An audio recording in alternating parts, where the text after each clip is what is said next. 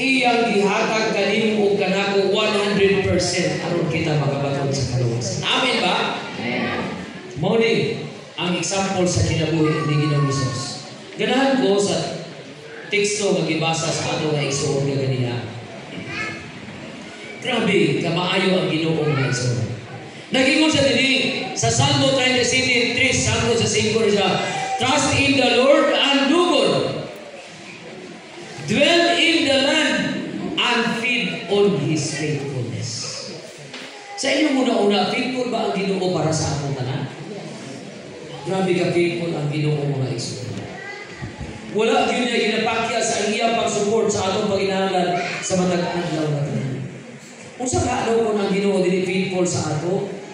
Malimot siya og pindot sa oxygen alang sa atong pagginawa. Grabe no, pila ka minuto, mawala na ta.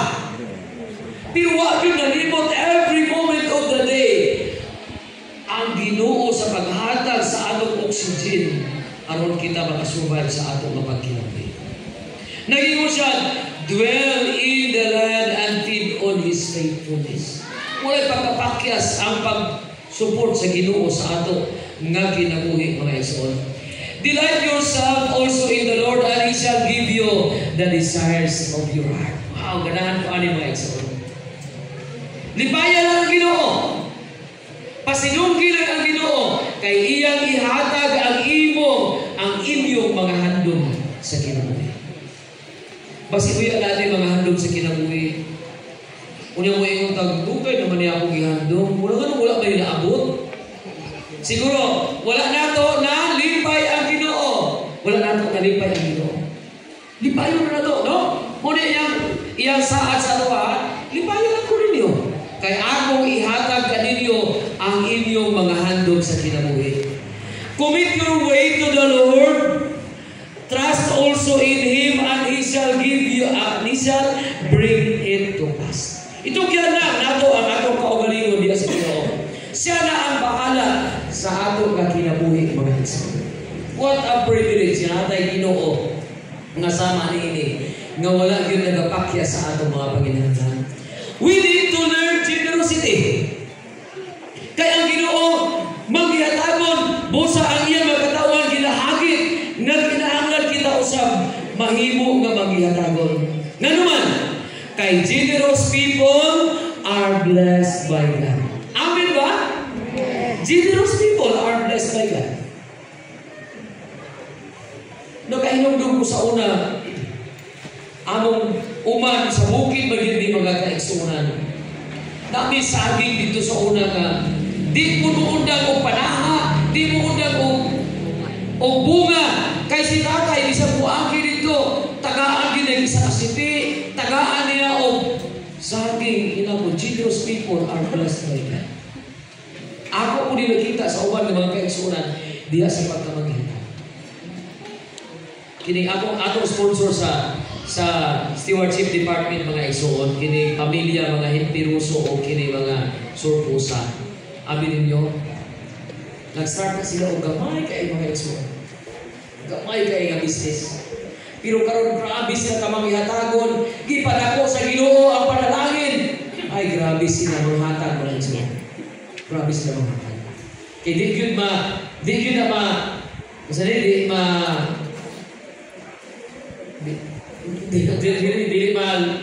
matago kanang word bitaw, kanang statement bitaw nga the more you give, the more you receive.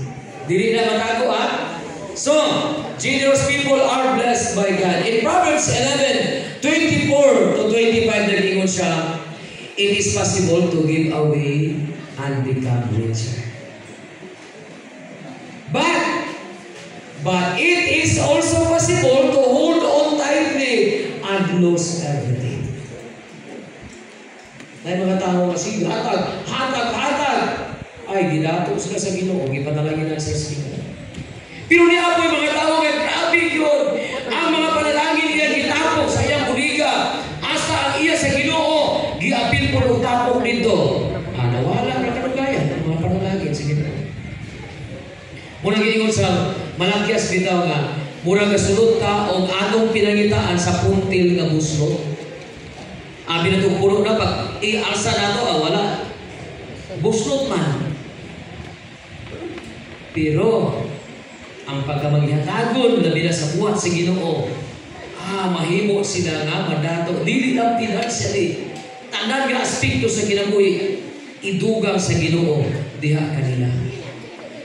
He who gives to the needy blesses others and blesses himself in a still greater degree. Nara sa Councils of Stewardship, page 13. Unsa daw? Sila nga nagahatag sa mga kabus, sa mga nagkinahanglan. Gipanalaginan sa Ginoo sa dagko gyud kaayo nga panalangin. Kana ato bitaw nga mga COP. Abi ninyo, dili na dili sa lokal nato nga iglesia. Ginatawag sa uban, apil na sa tibuok kakalibutan mga kaigsunan.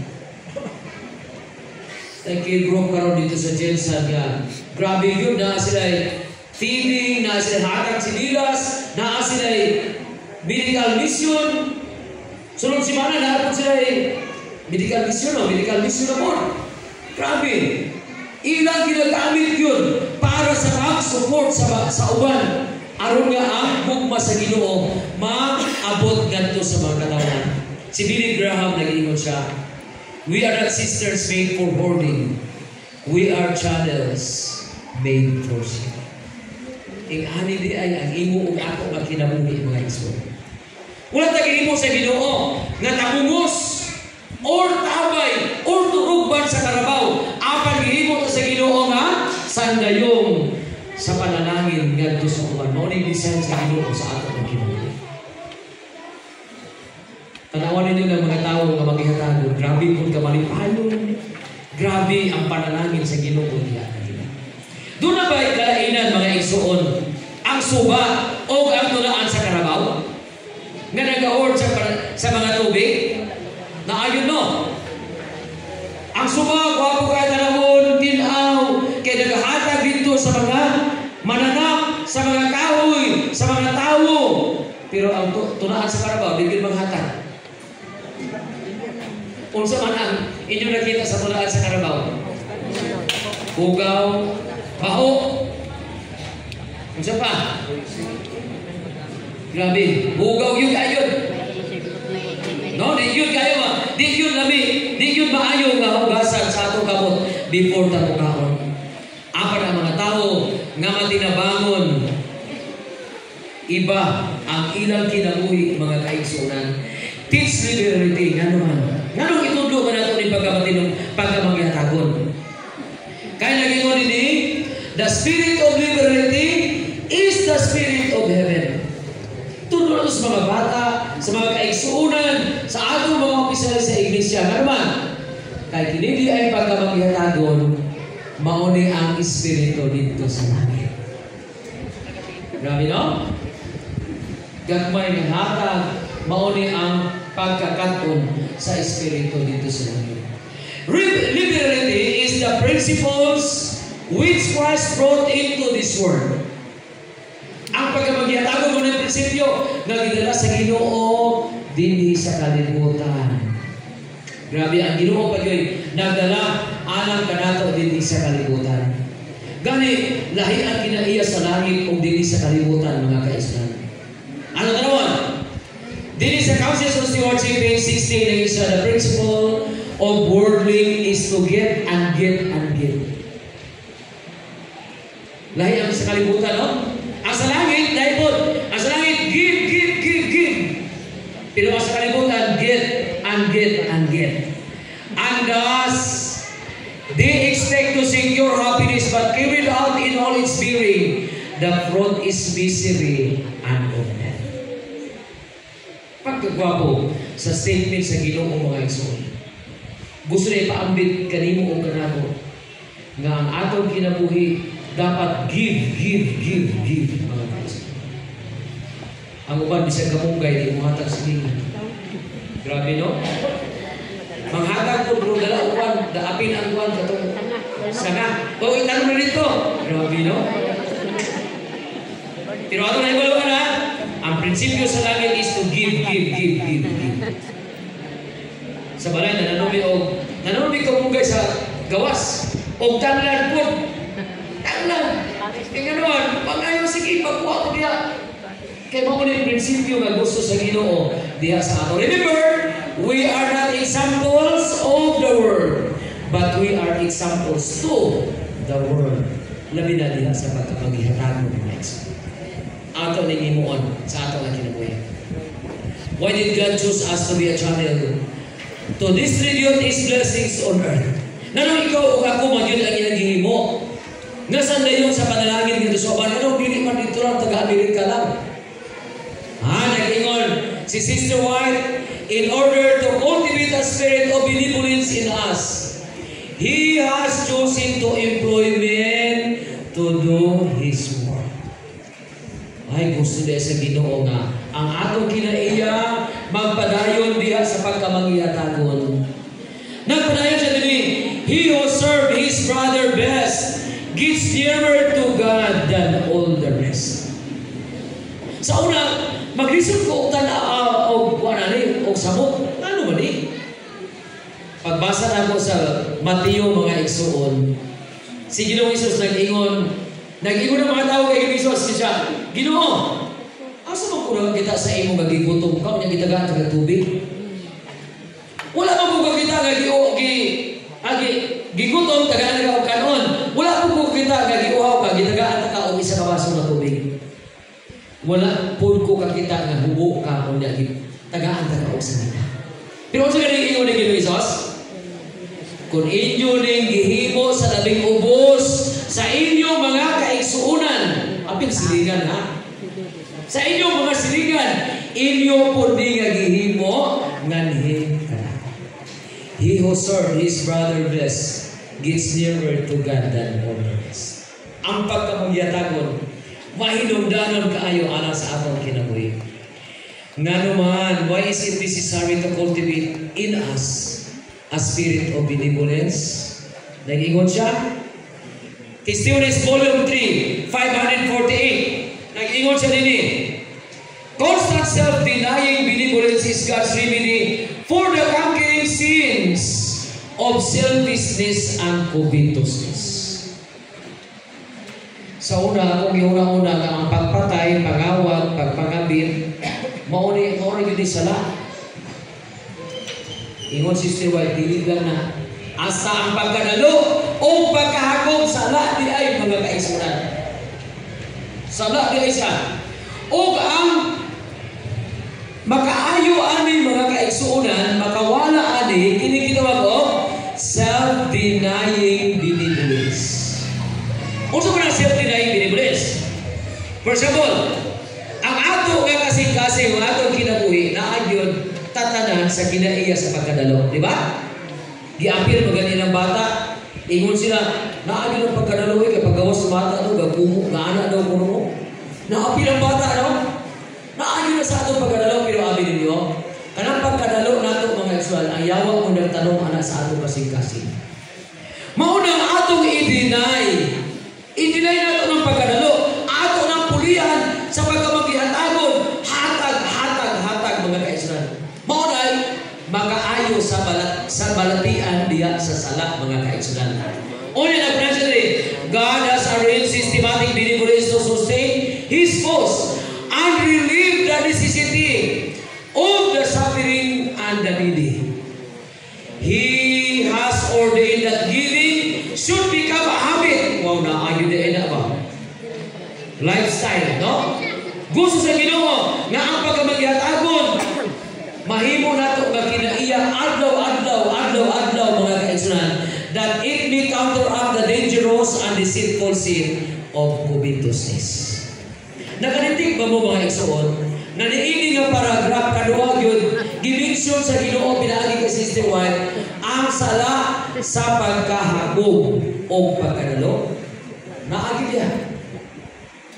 diha mga igsuon.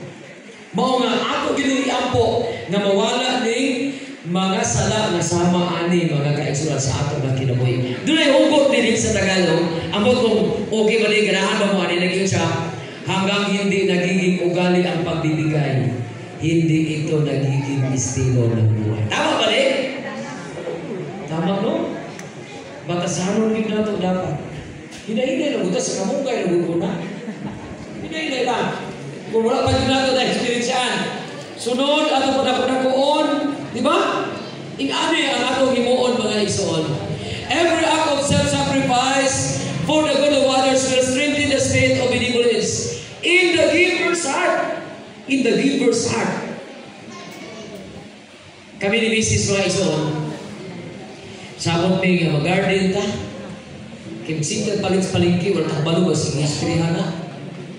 So nag-gardening, na nanumi o okra, perting daghana mga igsoon, pungko, kabalatong, alumbati, tinangkong, ang okra, lakangan lang sa kaandaw, grabe na po, pagkasunod daw, grabe na po. Imo na ako kaning bungkuso, no? Kaya ibaligya sa palingki.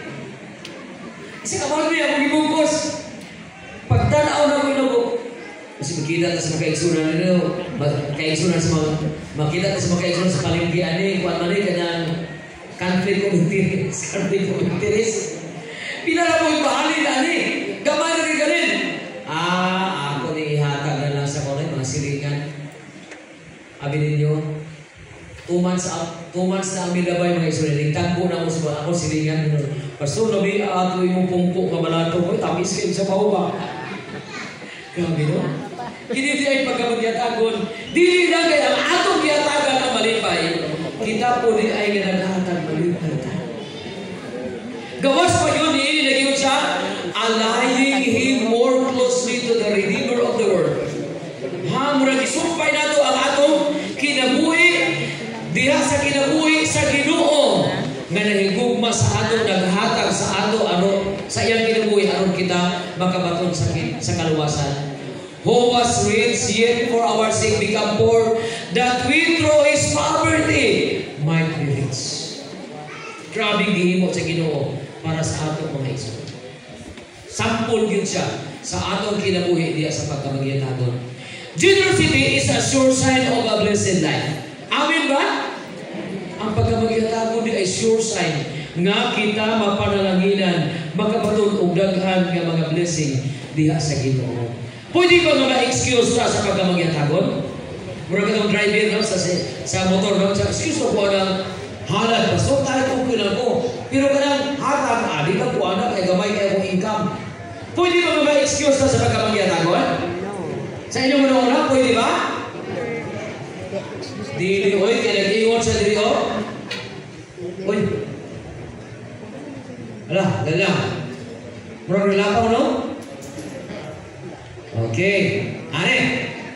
Nag-iwan siya. Christians, Council of Stewardship, 17 and 18. As we are continually receiving the blessings of God, so are we to be continually giving. Kaya amin ninyo, kanang suba bitaw nga, muundang naghatag sa ubos, undangan po na siya sa iyang source sa taas.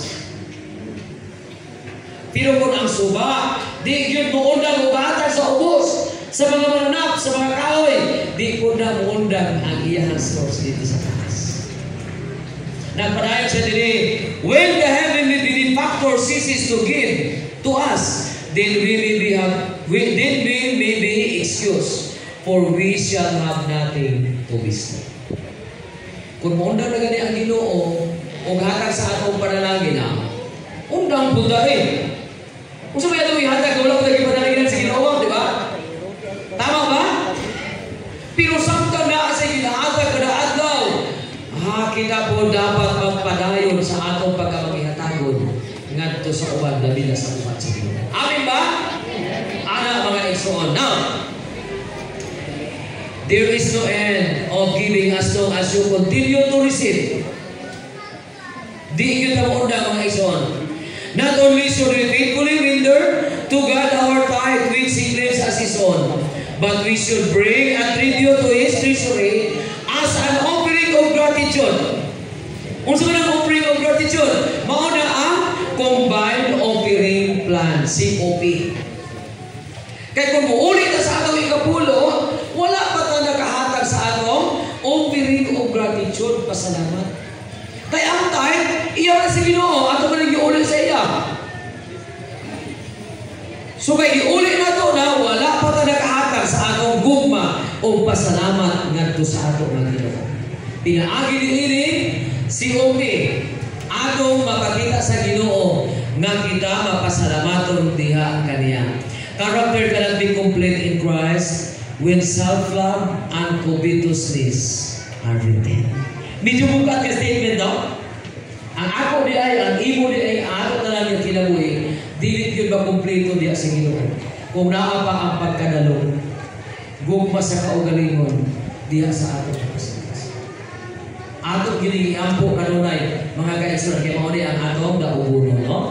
Ngano di man sila complete? Kaya ang Council of Stewardship page 19, the spirit of liberality is the spirit of heaven. The spirit of selfishness is the spirit of Satan. So kung akong kinaiya dalo, dili makumpleto dito sa Ginoo mga igsoon.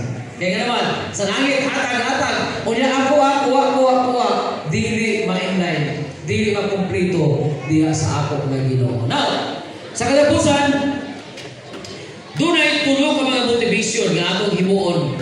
Aron nga padayon ang atong kinaiya sa pagkamangyatagon. Number 1, letter A, the love expressed on Calvary should be revived in us. Atong mahanduraw kanunay ang gugma nga gihatag sa Ginoo alang kanato tanan dito sa Calvary sa cross. Na bisag kung sao na to, di ta kabayad sa Ginoo mga igsoon. Bisag kung sao to luhod sama sa gigimo sa uban, di gyud ka kabayad. Mao na dapat mapag-ulang kanunay sa atong kinabuhi. Malipay na ang Ginoo mga igsoon. Letter B, as you start before the cross and see the Prince of Heaven dying for you, can you seal your saying, no, I have nothing to give but myself. Ako kayo, no? Every time a picture na to, na ang prinsipe sa langit, ang dato sa langit, ang anak sa Diyos, bialis sa kalibutan, nagdupa dito sa Kalbaryo sa cross, aron kita makabaton sa kaluwasan. Dapat ato mauna-una, di kabayad sa imo. Di kabayad. Ang among lang imo na among ihatag, ang among kinabuhi diha. Wow! What a price kung ato din imo. Leader C, dahil siya review the gospel, the life of the gospel shining from the cross of Christ. Rebuke selfishness and encourage liberality and believers. Samtang daw magtanaw na sumaing balita diya sa balaan na kasulatan. Ato makita ang gihimo ni Ginoong Hesus diya sa ato nga kinabuhi. Dapat palayo ka nato gikan sa pagkadalo o magadasig sa atong kinabuhi diya sa pagkamagihatagon. Kaya ang Ginoo manggihatagon man sa ato nga kinabuhi. O atong himuon ang pag-invest sa ato nga kinabuhi diha sa ato nga Ginoo. Amen ba? Wala kang ito ihatag sa Ginoo. Ato na lang kaugalingon, ato ihatag kaya kaniya. Invest our time for the Lord. Salamat kayo mga elders sa inyong pag-invest sa inyong time, sa inyong talent para sa Ginoo. Ginoo rin yung magbalos sa inyo mga igsoon. Pero na ako yung experiencehan, 2 months ago, na ako yung experiencehan ba nga, mas grabe pa yun. Nakasugat ko o mga kahit city yun siguro ito ka mga tao, giyatagan ko nila o tratados. O niya, pagbasa na ko sa tratados mga igsoon, di sila mo atong langit.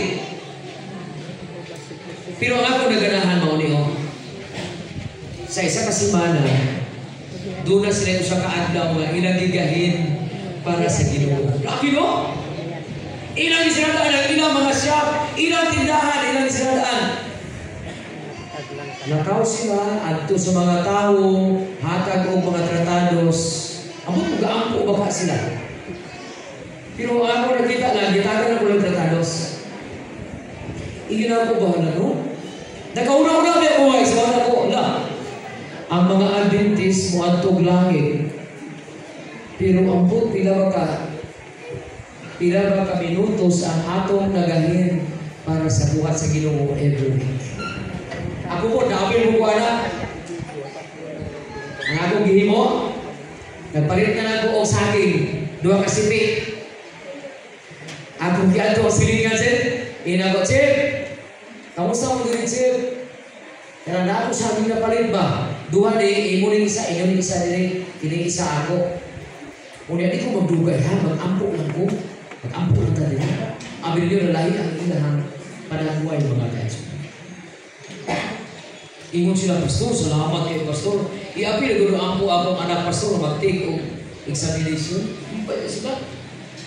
Kadugayan, pag kumana mo ka-ampo, yun siya. Pastor, sa una biya, gibig ko sa niya, may kundi engineer, galing busy na kasi engineer nila cross. Wala ko na padayon ba? Di na ba? Pwede na po padayon, di ba? Mas maayo, mas kami ang feelings mga kaigsunan. Magagahita o 5 to 10 minutes. Pagbisita sa atong mga silingan, pag-ampo sa ila mga kaigsunan. Atong iatag ang atong time para sa Ginoo. Amin ba? Dahil ang experience na to, nami kayo itong experience niya. Invest our talent for His service. Mga yun, salamat sa inyong mga kanta. Patubuon ninyo na. Aron nga, ang buhat sa Ginoo madali. Invest our money for God's glory. Nay nagatod sa opisina, yung sa pastor. Tigulang naman ko eh. Tigulang na. Ako ibinuangan ko. Ay, istoryaan ng tigulang, nay. Ilan idara na. No? Kaya nga ba may mga tawagan ko ayaw na ng tigulang. Di ba no? Ingon siya, pastor, naami din pastor ba kay sabot ni minister nga. Ang among property, amo nang ibahin-bahin sa among mga anak. Kunya namin isurrender karon sa misyon. Luti para na kung di matukuran karon ka buhi pa, siguro may nga. Kasi mamatay ng sunod, matukuran din ang simbahan. What a blessing mga kaisunan. Invest our money for the Lord. Kaya kung ato ning himuon, sama kay Apostol Pablo, nag-ingon siya sa iyang conclusion sa iyang kinabuhi. Di magit sa kabayad sa Ginoo. Nag-ingon siya sa Galacia 2, versikulo 20. Ginansan ako sa cross uban kang Kristo, dili na ako ang nabuhi, kundi si Kristo ang nabuhi sa sulod nako. O ang kinabuhi nga karon ako gikinabuhi sa lawas. Ako gikinabuhi pinaagi sa akong pagtuo sa anak sa Dios. Nga nahigugma kanako o mitugyan sa iyang kaugalingon. Sa akong pagbasa sa Bible, ganahan ko ang conclusion ni Apostol Pablo. Grabe mong bunig kinabuhi ni Apostol Pablo, no? Grabe ka kilir, grabe ka tikasan, madaog-daogon sa uban. Pero sa diya nga tagpuan niya sa Ginoong Hesus. Dito, sa Asmedot, sa patag sa Damascus, no? Gibutaan siya sa Ginoo. Kay iyang gisugat ang liti, mga Igsoon. Gihulog siya sa kabayo. Gibutaan siya. Pero iyang gibati nga ang Ginoo maayo kay gibuhi pa siya sa Ginoo. Abi ninyo, human nga giayon siya sa Ginoo. Kaya pagkahulog niya sa kabayo, di ba ang kabayo ay lukso man to? Nahulog siya, nabuta siya sa liti. Ingon na Ginoo, Saulo. Ingon Saulo, kinsa ka? Di ba nag-ingon na Ginoo, ako ang Ginoo nga imong ginutos. Gusto pa ka maulian imong mata? Ingon Saulo, oo Ginoo. Kaya abi ni Saulo, patay na din siya. Wala na siya paglaong sa kinabuhi. Ingon ang Ginoo, sige, adto ka sa propeta aron mamaayo ang imong mata. Giayo siya sa Ginoo. Humana giayo siya, di mapugman si Apostol Pablo, nagwali dito sa mga tao. Pero mga tao, lahi naman si Apostol Pablo. Lahi naman si Saulo. Saulo pa pala sa una, di pa na si Pablo. Nalahi naman eh. Nga naman di mapugman si Apostol Pablo, na nagwali, nagabuhat sa puluton sa Ginoo, nag-aatag sa iyang kaugalingon diya sa Ginoo. Iyang nakita na ang Ginoo dako kaayo o kahimuan diya sa iyang Ginoo. Igsuon, inyo magibati nga ang Ginoo dako o nahimo diya sa iyang Ginoo. Siguro sa una layo kaya sa Ginoo, pero iya kang gitawag mga kaisunan sa mga Apostol Pablo. Gihimo nila ang tanan aron kita magabaton sa kaluwasan. ug tungod niini atong bation unta nga kita dunay dako nga utang kabubuton sa Ginoo. Duna tay kabalastan sa Ginoo, pero di nato mahimo apan siya mo nag-reach out sa iyang pinabuhi diha kanato aron kita makabaton sa kaluwasan. Inyo ba po na nagibati mga igsoon? Yes, ikantanan nato nagibati. Usay makahilabtan. Dili ta angayan sa panalangin sa Ginoo. Dili ta angayan sa gihimo sa Ginoo sa atong kinabuhi. Sa una latagaw ka sa pag-alagad, pero karon kita gihimo nga intact diha sa iyang panimalay sa iyang iglesia. Tungod niini, gusto ni Apostol Pablo nga ang gibati niya mahimo pud nato nga pagabation mga kaigsunan. Ato himuon nga ang ato kinabuhi dili ni ato iya na ni sa Ginoo, Ginoo imo na ni. Kay di ko makabayad sa imong kaayo, sa imong pagkamagihatagon alang sa ato nga kinabuhi. Inyo bang gibati mga kaigsunan ang gibati ni Apostol Pablo? Nga doon natin na po ang kabalasan sa Ginoo. Kung inyo ni gibati mga kaigsunan, pwede atong ipakita sa Ginoo pinagi sa pagtindog. Atong hangyuon siya na magpanalangin sa ato. Nga bisag kita kabayan mga kaigsunan sa iyang kumahalang kanato. Atong himuon ang tanan, ato lang ihatag ang atong kinabuhi. Kaya kung atong ihatag ang atong kinabuhi, malipay siya. Nga mubalik siya mga kaigsunan, kitang tanan iyang isa-isa, iyang tagaan sa ganti. Dili kalibutanon nga ganti, kundi ganti sa kinabuhi nga walay katapusan. Atong ilo ko ang atong mga opo. Diyos na mo gagamhanan. Amo kang gidayi kung ipasalamatan tungkol sa imong kaayo alang ka namong tanan. Amo nakita ang imong gihimo alang ka namo. Dili ni makabayan. Apan sa sama kay Apostol Pablo. Amo gibati nga kini amo kaugalingon dili na ni amo. Imo na ni. Amo ni ihatag kanimo. Mo hinungdan nga imong kanaka nagatindog sa imong tubangan karon nga buntag. Nagaampo nga ikaw magapanalangin kanamong tanan. Magabago sa amo nga una-una o kasing-kasing.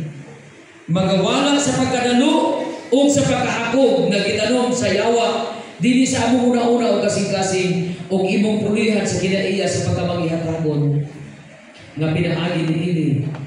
Magapanali usab sa imong buhat o kayo pagbalik magadali aron kami makapuyo na diha sa imong gingharian. Panalangin kini mo makatawhan nga nagatindog sa imong tubangan. Ihatag ang kadagaya sa ilang mga negosyo, pagpangimplyo, kahayupan, mga pananom, mga pag-drive, uban para sa pangitaan. Mas matag adlaw, imong patuburan sila sa panalangin aron sila makahimo pud sa pag-share sa panalangin didto sa uban. Salamat nga ang tampuan sa langit imong ibuko sa matag usa. Ug among madawat ang imong grasya o panalangin. Kay amo kinigitugan di pasalamatan. Pinaagi lamang sa ngalan ug gahom ni Ginoong Hesus. Amen. God bless mga kaibigan. Bumalik sa ato ang kalibutan.